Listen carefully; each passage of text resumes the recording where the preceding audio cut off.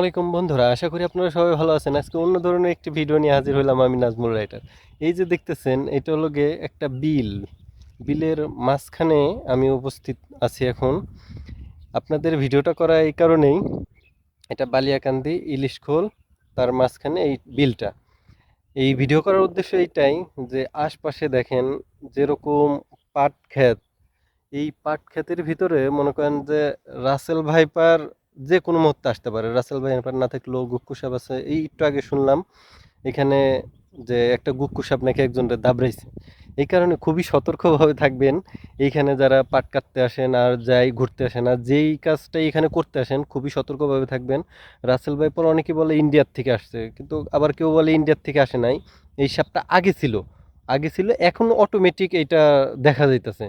আবার মনে করেন যে এটা কিন্তু ডিম দেয় না, এটা বাচ্চা ফোটায় একবারে। মনে করেন যে 50টে 80টে 100টা এরকম করে বাচ্চা দেয়। এখন বাচ্চা যে সাপে দেয় সেই সাপ তো মনে করেন এমনি বিষাক্ত হয়। তারপরেও সতর্ক থাকবেন। আর একটা জিন্স প্যান্ট পরে আসার চেষ্টা করবেন, যাতে কামড় দিলে জিন্স প্যান্টের উপর দিয়ে চলে আসে। আর পাতলা লুঙ্গি টুঙ্গি পরবেন না, পরলে এটা রিক্সে থাকবেন।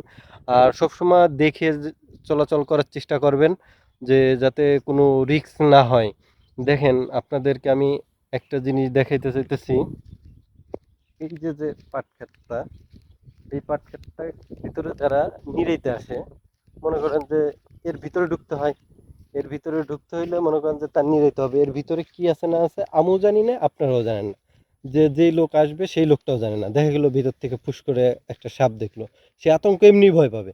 এই কারণে সতর্কভাবে চেষ্টা করবেন যে এই পাট ক্ষেতের ভিতরে যেই সময় যাবেন একটু সাবধানে যাবেন, যাতে আপনি আগের থেকেই সতর্ক হওয়ার চেষ্টা করবেন, যাতে ভিতরে কিছু থাকলে আপনি বুঝতে পারেন। আপনাদের হয়তো আপনাদের বুদ্ধি আছে, আমি বুঝাচ্ছি এই কারণেই যে সতর্ক রাখার জন্য, যাতে আপনাদের কোনো ক্ষতি না হয়। আমি চাই যে আমার এলাকার কেউর ক্ষতি না হোক, আমার এলাকার না, বা আমার বাইরের এলাকারও যাতে কেউর কোনো ক্ষতি না হোক। এই কারণে আমি এই সাজেস্টটা করতেছি, এটা আপনাদের উপকারের জন্য।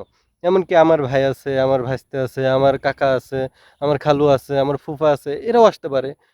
তাদেরকে সাজেস্ট করার জন্য আমি এই কথাগুলো বলতেছি।